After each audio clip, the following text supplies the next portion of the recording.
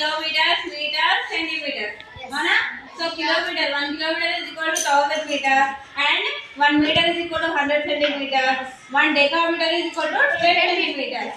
So we are converting the following into decimeters. So here is the 70 centimeters. 70 centimeters will be converted to decimeters.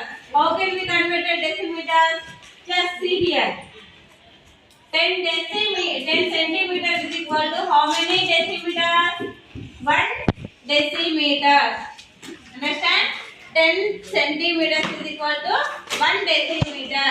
So here is the 70 centimeters are there, and they are converting 70 centimeters into decimeters. So 70 centimeters means how we are converting 7 into 10 centimeters. Understand? 70 centimeters is equal to, so 10 centimeters and entama 1 7 into 1 decimeter. 1 decimeter. So 70 centimeters is equal to 7 decimeters. So 1 into 7 7. 1 7 is 7 kada. So 70 centimeters is equal to 7 decimeters. Decimeters.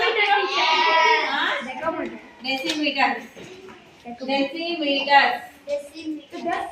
Understand? Okay, very good.